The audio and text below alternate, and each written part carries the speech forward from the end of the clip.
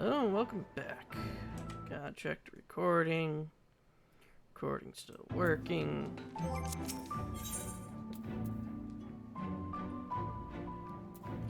Ooh.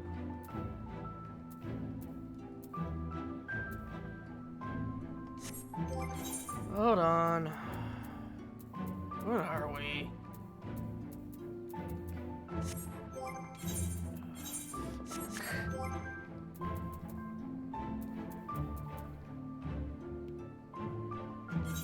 Excuse me.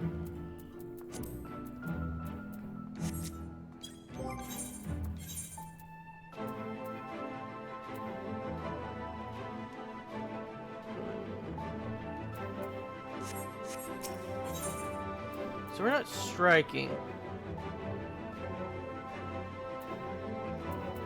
I think. Well, let me look.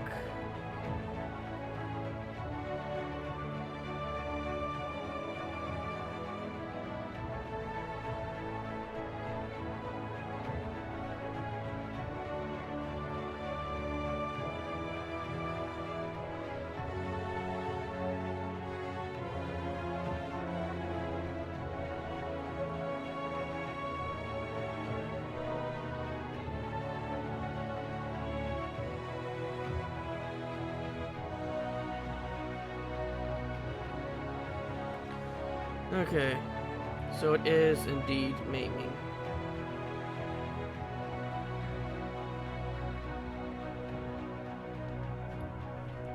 Just wanted to make sure. It appears after Alize and I saw the children back to Reddit. Oh, know what I forgot? The timer. We touched the main thing for them. Returned from his mission. He been shadowing Elizabeth around the realm, only to lose sight of him near the Cristorium. And he was in the middle of telling us where he's been when he just crumpled to the ground. The Trigans are looking after him now, with Alphanos standing by just in case his healing magics are needed.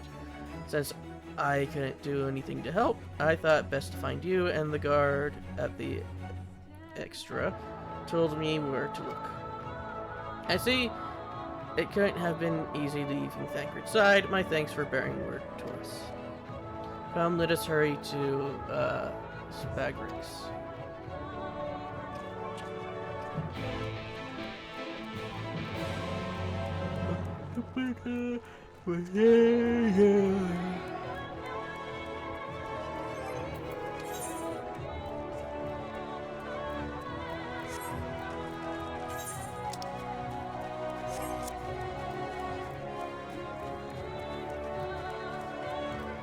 I only have, I technically have two, but I'm not doing tools. I only have one quest line left here in the Cristorium currently. And I need to do that with Weavers. It's going to be, I won't be able to get to do that for a while.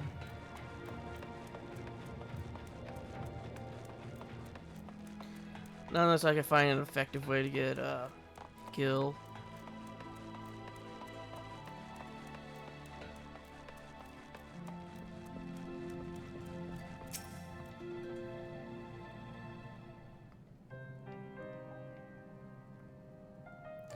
I dragged you here too, did they? My apologies. How do you feel? Embarrassed, but otherwise well enough. I won't be staying overnight. This episode was not the result of any injury I could find. Thancred's ether, however, did show signs of instability, and I did what I could to calm the fluctuations. And all of this happened without warning. Exactly. You will doubtless recall the time Orion nearly drowned, and I gallantly went to his rescue. When his water-walking charm failed, he was tired, as were you when you got back. We were both spent, yes, on account of which you begged us to rest, which in retrospect may have been a good idea.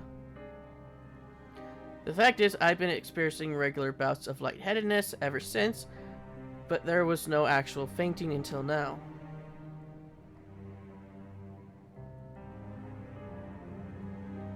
As Alphino observed, I have no lingering injuries, and is most absurdly is an old age, which leaves but only one likely cause. The link between body and souls is weakened further. Time grows short, we must complete the spirit vessels with all haste. To that end, Edgar, might I trouble you to make a trip to the source? In addition to looking in on our friends' bodies, I would have you consult Kryl about our plan. If she has any concerns, we should at least endeavor to address them prior to proceeding. In the meantime, we should get back to laying bare Lewis's plan. Thus far, I have learned this much, that in each of the places he has visited, there has been sightings of suspicious black-clad strangers.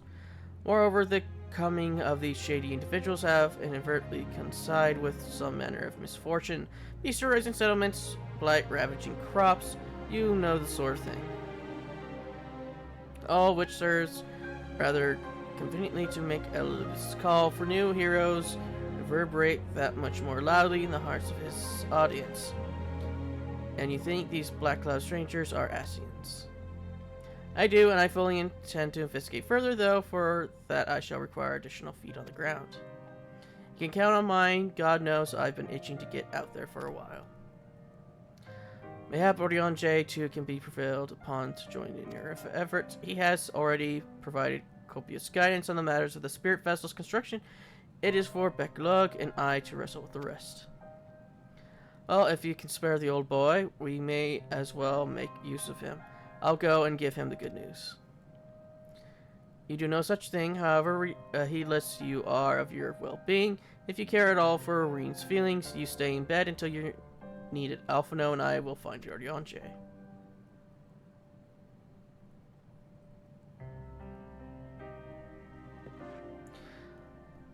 All being well, we will have news to share by your time return. Safe travels, Edgar.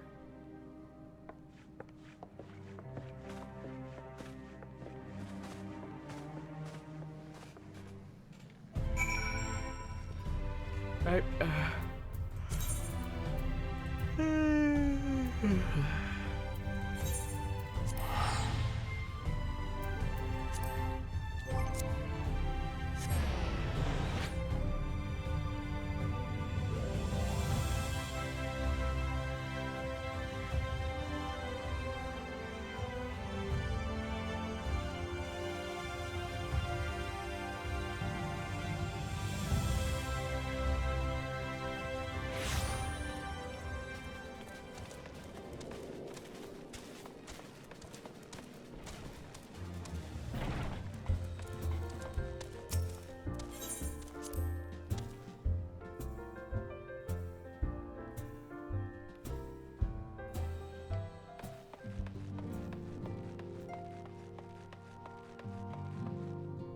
Considering how Tataru looks, probably not good news. Edgar, what excellent, I mean awful timing. You see, our friends, they've taken a turn for the worse. Kryl hardly had a moment's rest these past few days.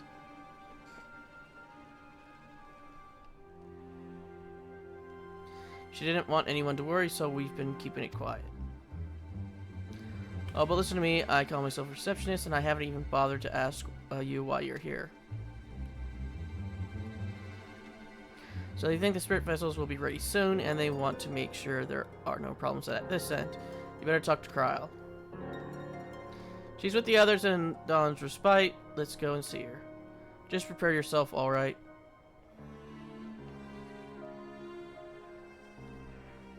Get the scythe ready!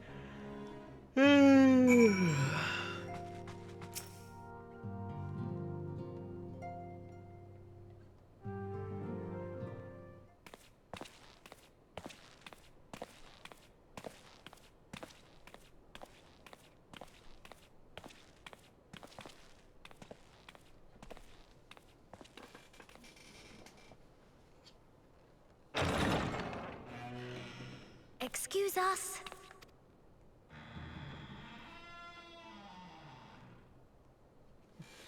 It's like Luigi's Mansion, but darker.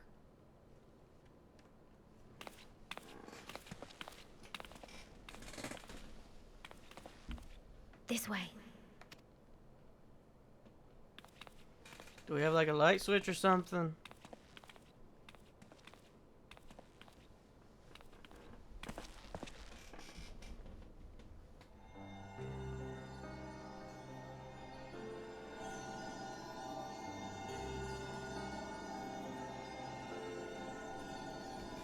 Who's the last bed for?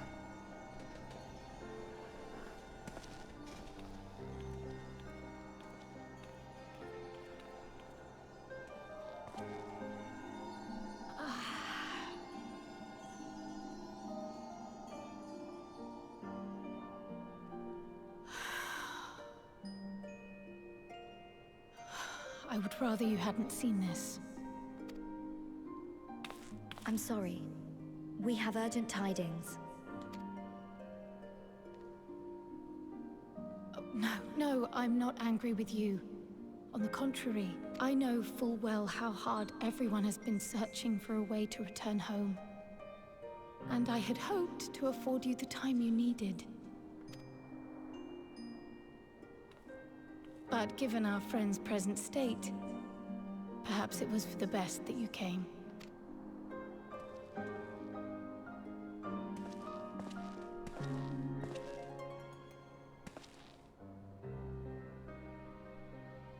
Stiff and cold, all of them.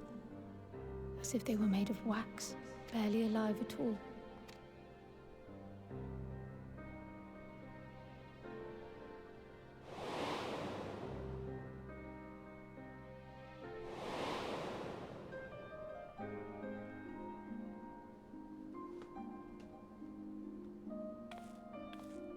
And they had been doing so well.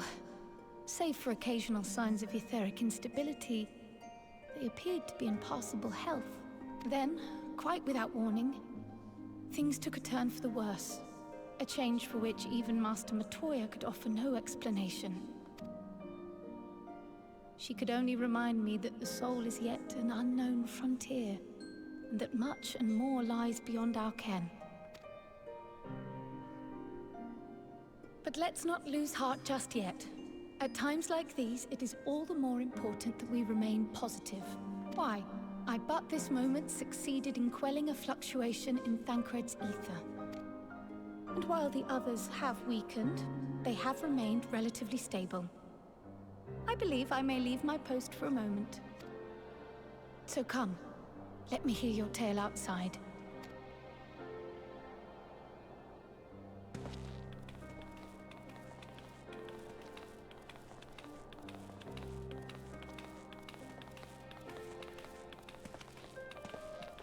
The only thing you reliably see of Edgar in the dark is his hair.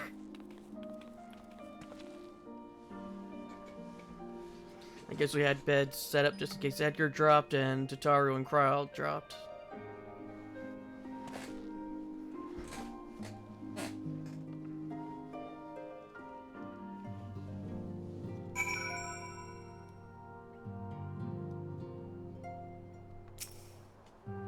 What news from the first? I see work on the spirit vessels proceed apace, but our friends begin to falter. As they themselves have observed, the link between body and soul has weakened. It is as simple as that. For now, I am able to quell the fluctuations in their ether, but it's only a matter of time. We'll lose them if we don't act soon. So if the XR is ready to attempt something, let him attempt it. As for the spirit vessels itself, if we seek to draw upon elegant wisdom, we could do worse than consult an expert in the field. And I think I know just the man. Time being against us, it may be best if I go and solicit his aid in person, even if it does mean leaving my patients. So we're going to see Sid? And I don't know any other magic.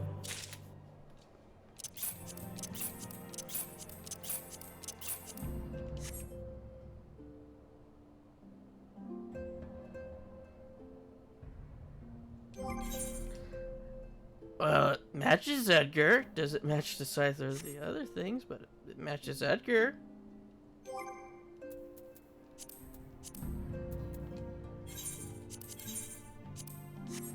And so we're at 517. And in theory, we don't really have a use for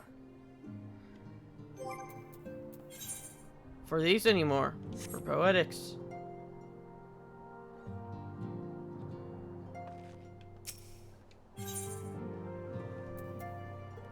And this one's just for money. Oh, we could get aiming just in case. Edgar, could you spare a moment while Crow goes and finds this expedition first? I mean, there's a gift I was hoping to send to our friends in the first, you see, and since we might be waiting a while, I wonder if you wouldn't mind giving me a hand with it. My first attempt turned out well, so now I'm going to make it properly. I'll be in the kitchen at the House of Splendors. Meet me there. Well, I had better off too. I shall see you soon, either here or at the house, depending on how our patients fare in my absence.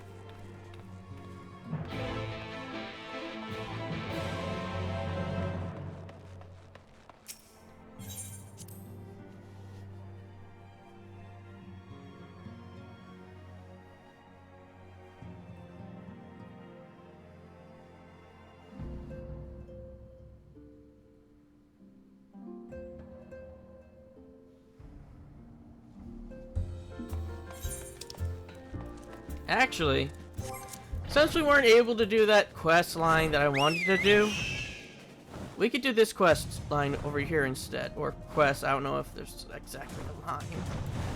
Because I don't remember. Just need to wait for her to spawn. Here we go. Oh, Edgar, forgive me, I did not see you there. Ever since you spoke to me of your last moments with Ophelia, I find myself often thinking of the moments I shared with her. And it was during one such moment of remembrance that a missive arrived from an acquaintance in Ul'dah. Even now, I can scarcely believe the letter's contents, written as if an answer to my heart's lament. Such fortuitous timing is nothing short of a miracle, no less than your arrival here this day, I should think. I am about to depart for the Sultanate to meet with my acquaintance. You see, I cannot think of a better companion for this journey than you. Will you not indulge me with your company? I will not begrudge your absence, but if you are so inclined, I would mean more to me than you know.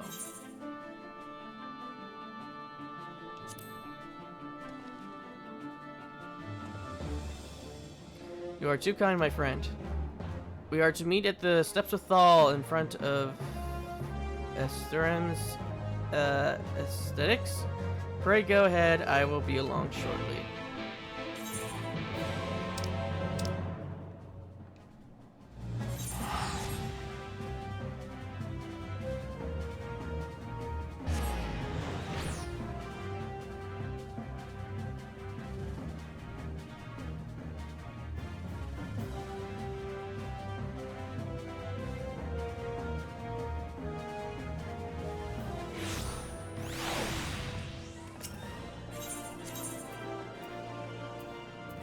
So we're going to need to go, yeah, right next to the goldsmiths is old.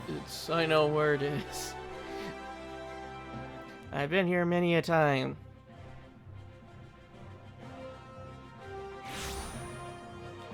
Especially that time when I had to make a hymns and hers box. Or recently when I had to come here to ask about something.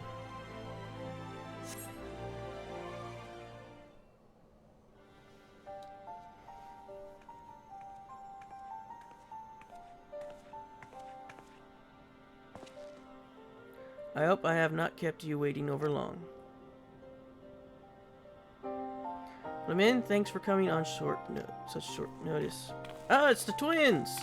The other twins. And who are you, if you don't mind? We and the lady have private matters to discuss. No, it's quite alright. Popokuri, he was with Minfilia in her final moments, you see, and I thought it only right that he be present. So it is true, my friend. Did you find it? Start from the beginning. The concern was contracted to work on the waterways below Ul'dah. Naturally, this included reconstruction of the Soldia aqueduct. The policeman, Filia, and the others fled during the ill-fated banquet. While we were clearing out the tunnel, a glint amidst the debris caught our attention. Cat's eye, at first, we wondered how it got there of all places, but then we remembered the stone Minfail gave you all those years ago.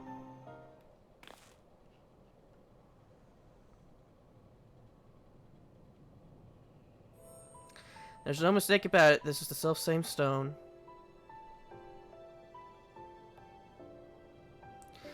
The very first stone she ever unearthed in those halcyon days when she was still called Celia. She was beaming with pride when she presented it to me. It was a gift I would treasure for years to come. Until the day came when she needed it more than I. She seemed so lost that day in the waking sands. I knew that the cat's eye would remind her of how far she had already come and install her with a little more courage to take the next step. Do you think she wore it all this time? When we searched the waterway shortly after the collapse, we didn't find a trace of the scions, no belongings or anything. Curious that it would appear after all this time.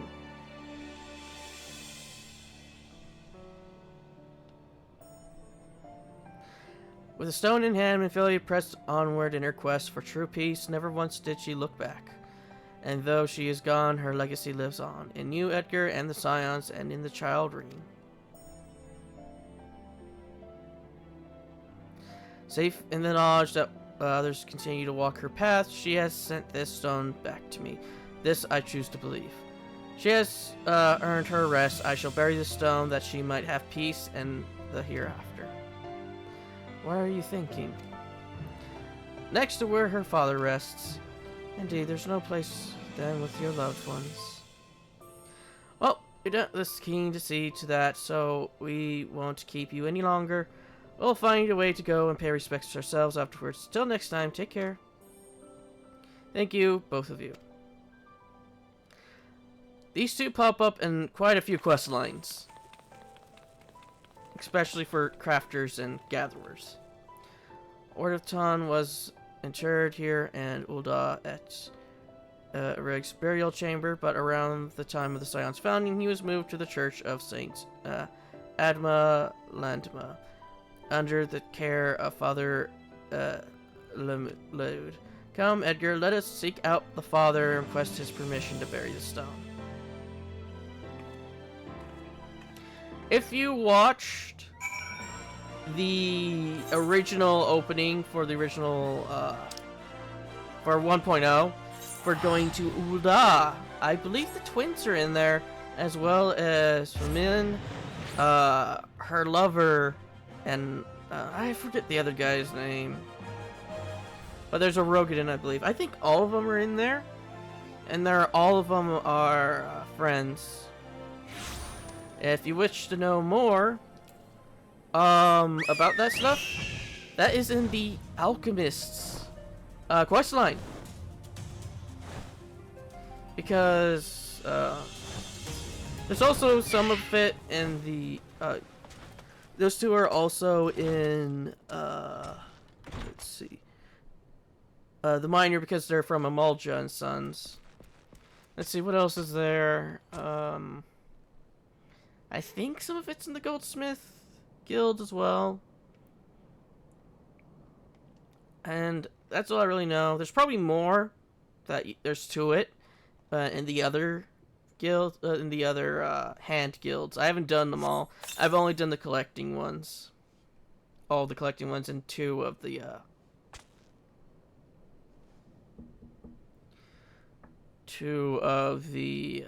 hand ones.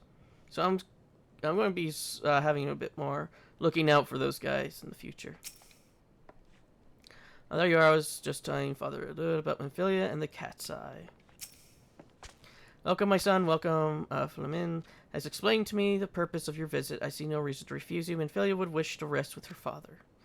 I have known her since she was but a child, full of hope and wonder, an aspiring young miner, following in Flamin's footsteps.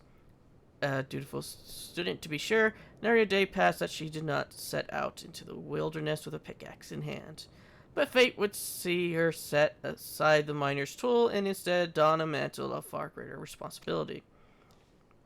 She was passionate then as she was in her childhood, a fire in her eyes that refused to be extinguished. It was that flame that compelled me to lend the Scions my support without a moment's hesitation.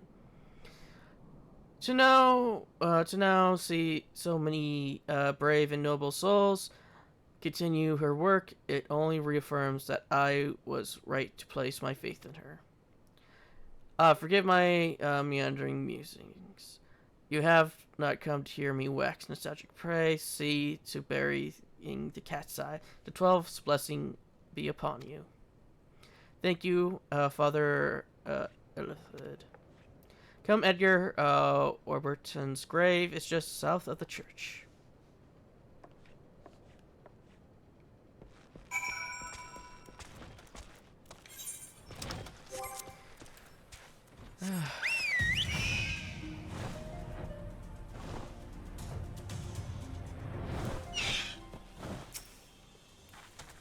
Here it is, Edgar.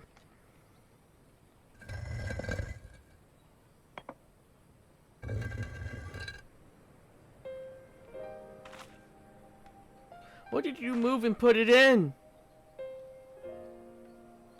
It was 20 years ago that Warburton came to Ul'dah, risking life and limb to warn us of the threat encroaching on Eorzea. 20 years ago, that my ambition robbed him of his life, a daughter of her whole family. You would have been so proud of her. She was a warm, compassionate, and vibrant woman, always ready to answer the clarion call of duty, without a moment's hesitation, just like her father. In the end, that selflessness what saved not one, but 2 worlds. Now her duty has ended, and though you are worlds apart, I pray that this stone, this precious gem from Asilia, a part of her remains at your side. Just as she remains forever in my heart. Oh, Asilia, never did I imagine such greatness could be born from a beginning so humble. I am proud to have been there for the first little triumph. Not only did you find a gemstone, you found your own path.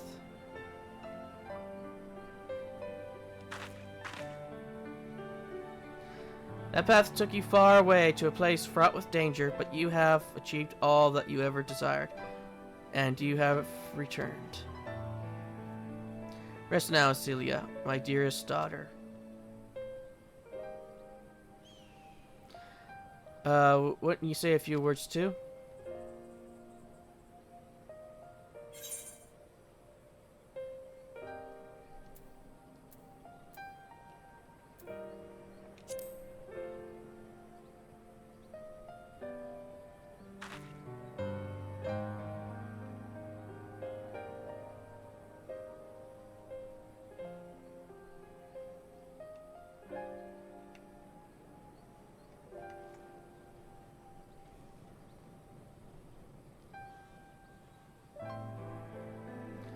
There's much I've left unsaid to Asilia, but I feel as though a weight has been lifted.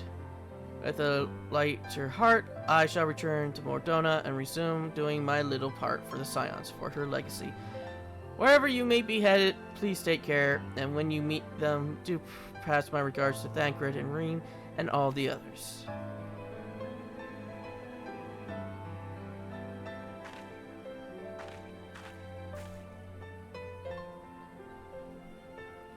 Thank you, Edgar, for everything.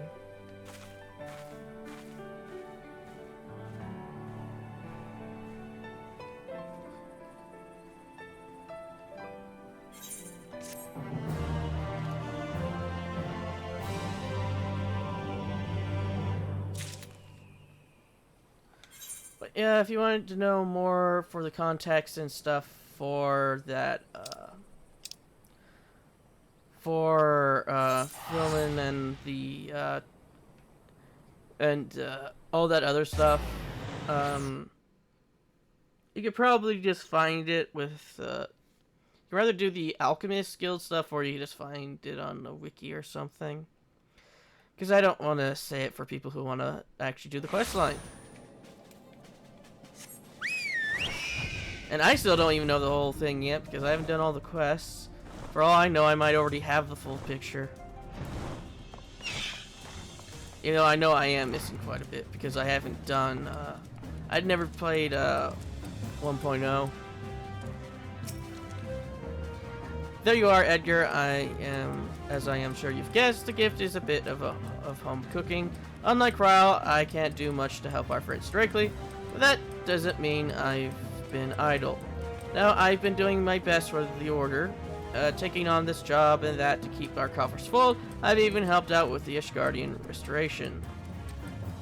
And in the course of all this, my culinary skills have come on quite a bit, so I thought, why not make something for our friends? It's baking in the oven even as we speak. Shouldn't be long now.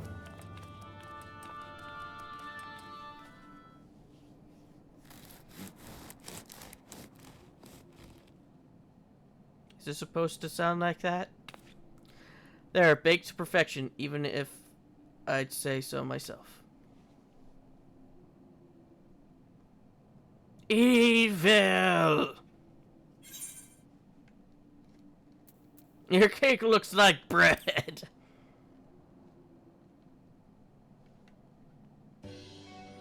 It is pretty silly, and not just any old bread. This here is the old world brand Archon loaf, to be precise.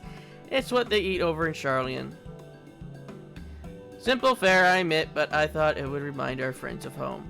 If anything else, Kryle tells me it's a good source of ether. So it should lend them a bit of strength, at least. There truly is nothing like the smell of bread fresh from the oven. Kryle, if it isn't Rambaros too.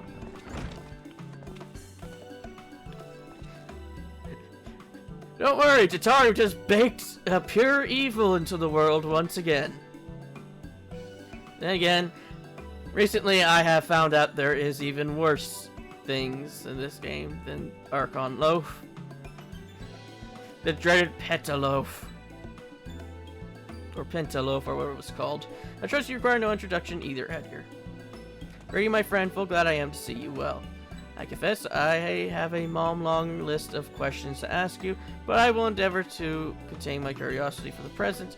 I understand our mutual friend is struggling with the application of certain elegant technologies. I have been keeping Rambros appraised of events in the first. Suffice it to say, he knows about the Exarch. If anyone alive can provide insight into the matter, it is him and his fellow sons.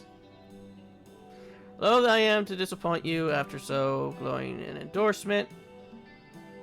I think you're a white mage by the tool you have. Memory transference was the sole province of Allegan royalty.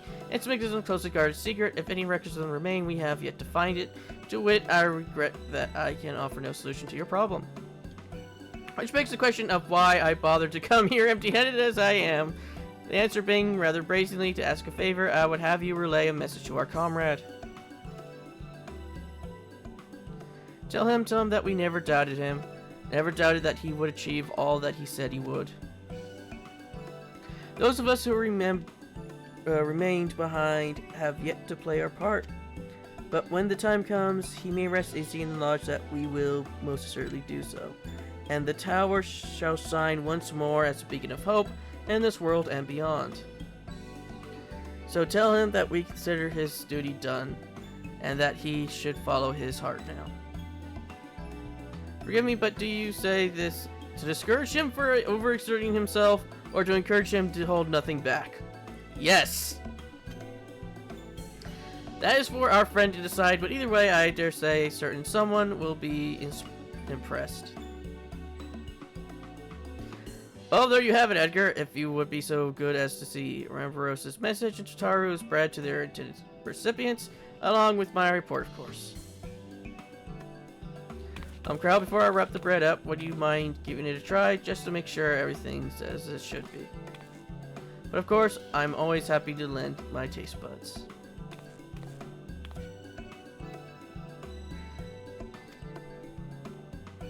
Excuse me, Rambaros, as a fellow Charlian, may I trouble you for your opinion?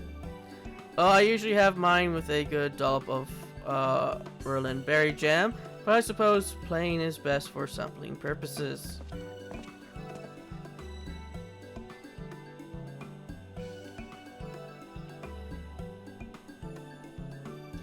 I see, I see. Oh no, is it that bad? It is indeed, Totaro, dense and unpleasant, exactly as it should be. Just so, the very taste of home. As you might expect, our countrymen have amassed a wealth of culinary wisdom for every corner of the realm, but our native cuisine is, shall we say, a little lacking. In Charlatan, the majority regard food as a source of nourishment rather than enjoyment. Save for those few who research the culinary art, we pay little heed to the niceties of taste and texture. It was against such a domestic landscape that what is now called the Archon Loaf was born, the creation of an Archon who devoted himself to the study of bodily sustenance. In order to maximize its natural value, he incorporated copious quantities of pulverized fish and vegetable matter into the dough, all with nary a K for the quality which make baked bread enjoyable. The result is a flavor that continues to defy description. Yet its many shortcomings, the low nutritional value cannot be denied, and being a damnable convenient way to cater to one's bodily needs, it quickly found an audience amongst busy scholars. Why, when I was a lad, nary every meal was a sandwich made with this very bread and whatever ingredient happened to be on hand. I suspect just about every Archon could say, suspect that every Archon could say the same. Having been away from home for so long, I thought I had forgotten the taste, but no, it's all too familiar. How it takes me back.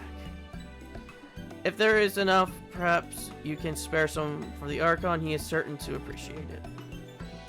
Oh, there's plenty to go around, and I'll be sure to wrap up an extra slice. When you deliver the loaf, be sure to send everyone my regards. Tell them we've done everything we can, and that we'll be praying for their safe return the moment they get back.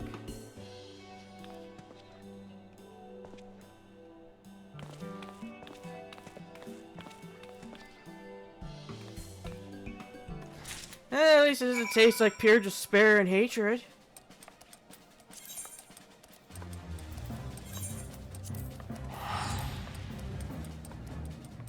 It just tastes like pure depression instead.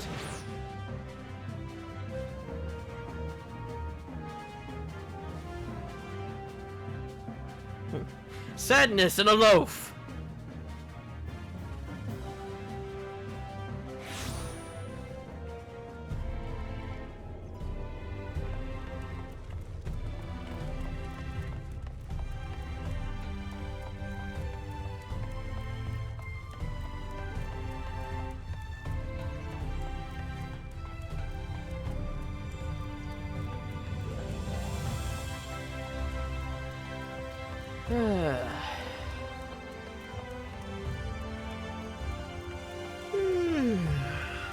Oh, that must be a probably a culinarian title.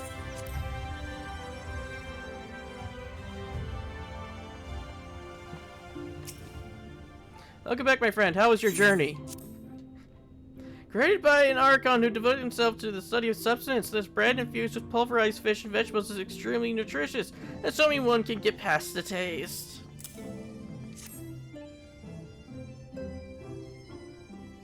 By the 12 Archon loaf, however did you come by this? I swear it had come straight from Charlatan. Remember said that, did he? His words are very nearly as heavy as the bread, but I appreciate the sentiment. He just drops the bread, it just dents the floor. Should you have the chance, you may tell him that he needn't worry, that which I seek I do of my own volition, and with all my heart. In pursuing this path, I fully expect to earn the censures of our friends, and to deserve it, but I shall forge on regardless. Forge on as you did when faced with a similar predicament. So I ask that you have faith in me in what we do. But we were talking about your journey. Before the others arrive, I would hear how their bodies fare. Oh, and the bread I shall save for later, though it has been many years. I have not forgotten the feats of masochism. I was going to say masochism because I can't say that word. Mastication. Required to consume it, nor how unconductive they are to conversation.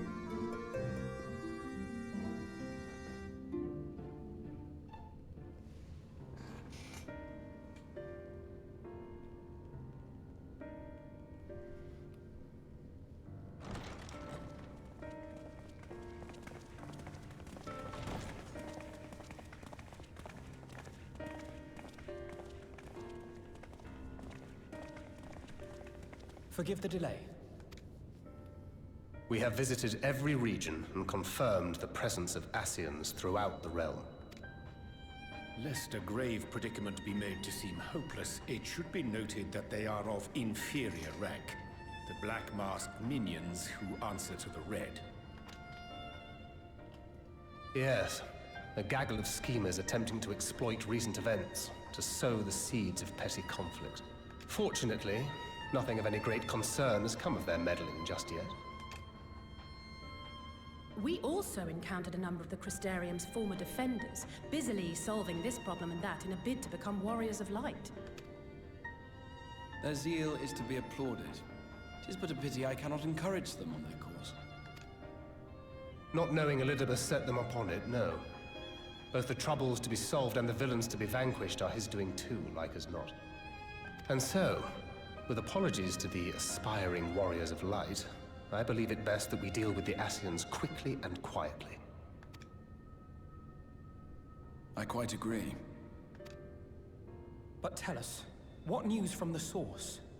How fare our bodies? Poorly.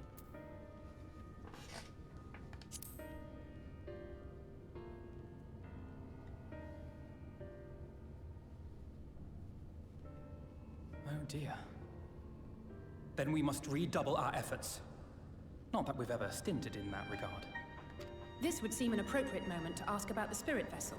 Tell me you've made some progress. We have, as it happens. One moment.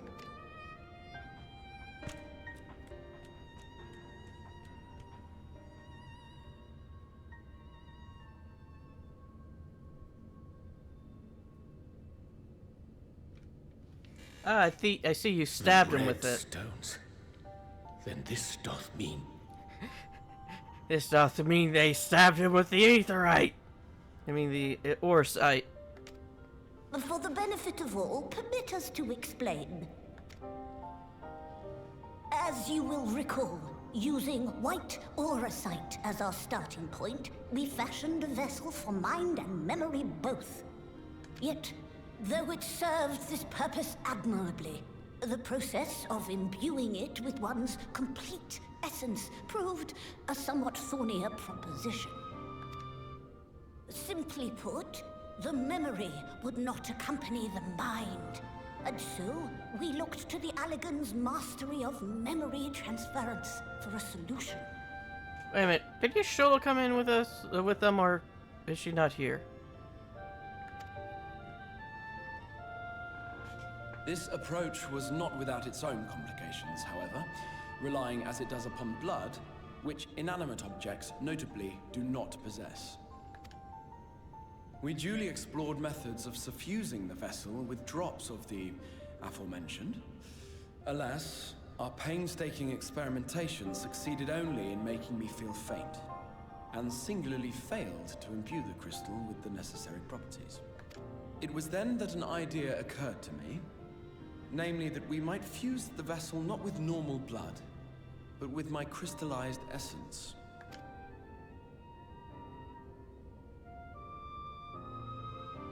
You're doing this for our sakes. So far be it from us to complain. But don't think we haven't noticed what's happening to your arm. He's making it match the other. It falls well short of offering up my life in exchange for yours, which was your only stipulated prohibition, as I recall. and it is but a small price to pay for delivering you home.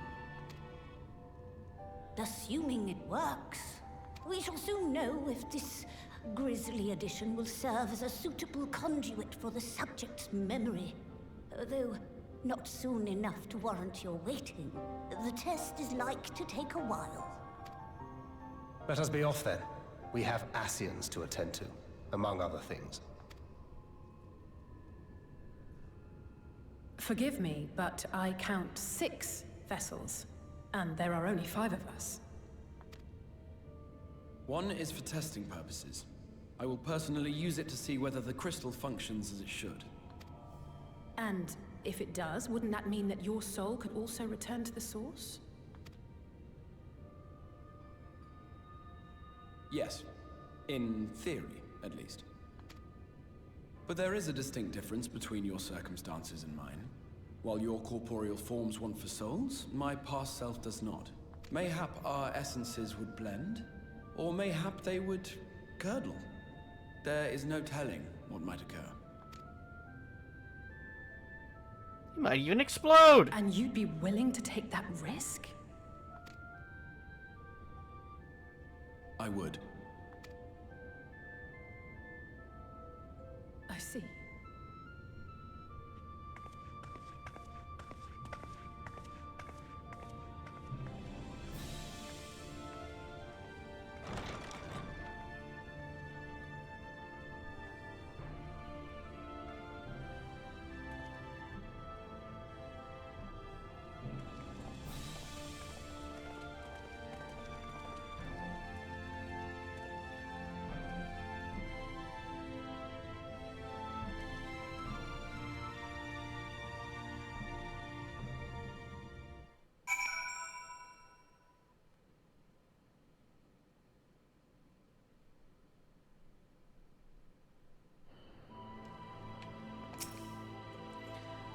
Hast thou a moment, Edgar? I would speak with thee of a matter on the Exarch's mooted return unto the source. Thou have observed that our friends spoke not in certainties, yet if Beck Log has the right of it, it is possible to predict the outcome of his plan with some confidence. And it is their assessment that, given the opportunity, the Exarch's soul should successfully merge with that of his younger self. Which is not to say the process is without complications. For one, the Exarch hath been subjected to an additional rejoining, an experience which will have wrought a change in his ethereal composition. As thou thyself didst domicile and merging with Ardbert, however, there existeth the affinity twist like souls, and this doth give us a cause to hope. Yet there remaineth one immutable condition upon which success doth hinge. The Exarch must needs recognize his past self as simply that himself. As our recent travels have demonstrated, memories are essential to the soul, and any discrepancy in the former may feasibly cause the latter to spurn its former flesh. It is a seemingly simple yet complex problem, for nigh on a century our friend hath striven only to deliver this realm, deliver thee, and to that singular end did he cast aside his very name, and he might assume the mantle of the Crystal Exarch. Henceforth, none can say what choices our friend will make, but I thought it only right that thou be made aware of these truths.